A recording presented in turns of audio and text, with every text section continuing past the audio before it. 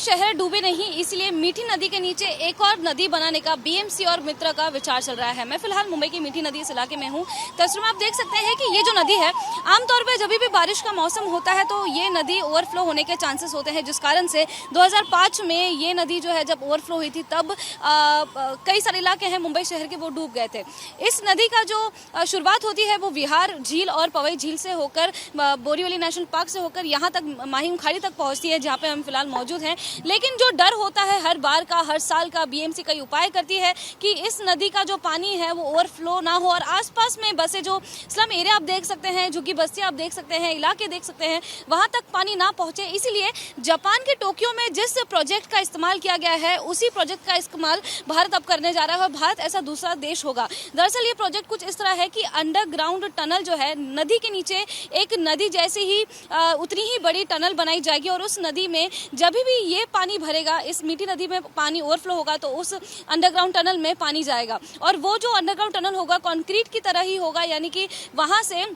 BMC अधिकारी से मिली जानकारी के अनुसार वो जो अंडरग्राउंड टनल होगा वहाँ से ट्रांसपोर्टेशन भी अलाउ किया जाएगा साल के कुछ 7 से 8 महीनों तक। और उसके बाद जब भारी बारिश का मौसम होगा तब फ्लड गेट्स लगाए जाएंगे और उस गेट में जब भी ये पानी मीठी नदी का पानी ओवरफ्लो होगा तो उस अंडरग्राउंड टनल में वो पानी जो है भेजा जाएगा। ये जो तकनीक है ये जापान के टोक्यो में पहले इस्तेमाल की गई है और इसी कारण से महाराष्ट्र इंस्टीट्यूट ऑफ ट्रांसफॉर्मेशन मित्रा ने जापान इंटरनेशनल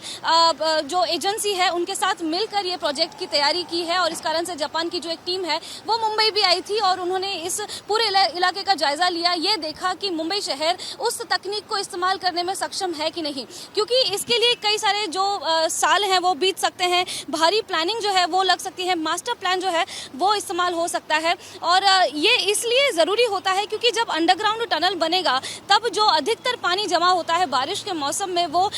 उस टनल में जमा हो सकता है और जो storm water, drain storm water की ज़्यादा कैपेसिटी लगती है, जब भी बारिश ओवरफ्लो हो जाती है, बारिश भारी होती है, जब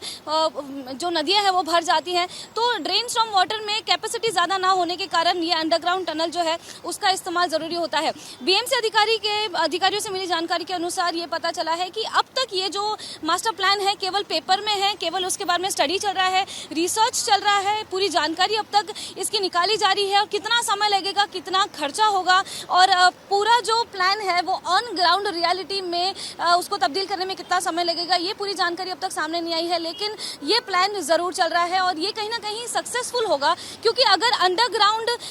टनल बनाया जाता है, नदी के नीचे नदी बनाई जाती है तो जो नदी ओवरफ्लो होती है उसका पूरा पानी वहाँ पे जाएगा और इस कारण से आसपास के इलाकों में जहाँ पे पानी भरता है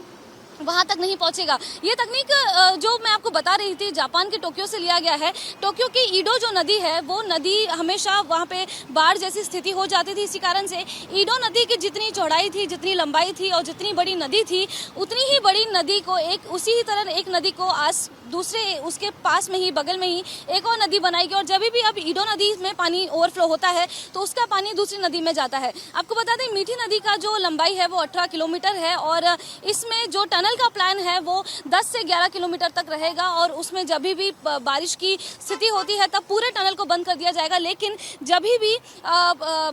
भी बारिश का मौसम नहीं होगा तब उस टनल को बड़ी बड़ी गाड़ियों के लिए, ट्रक्स के लिए या नॉर्मल गाड़ियों के लिए, 4 व्हीलर्स के लिए इस्तेमाल किया जाएगा। ये भी प्लानिंग में शामिल है लेकिन पूरा प्लान अब तक बनना रेडी है। लेकिन एक शुरुआत हो चुकी है कि जापान के बाद अब मुंबई शहर में भारत दूसरा देश होगा जब ये जो तकनीक है इस्तेमाल की जाएगी। प्रोजेक्ट ऐसा होगा कि नदी के नीचे दूसरी नदी बनाई जाएगी ताकि मुंबई में बाढ़ जैसी स्थिति पैदा ना हो। कैमरा पर्सन उत्तम के साथ मैं लता शर्मा, एबीपी न्यूज़ मुंबई।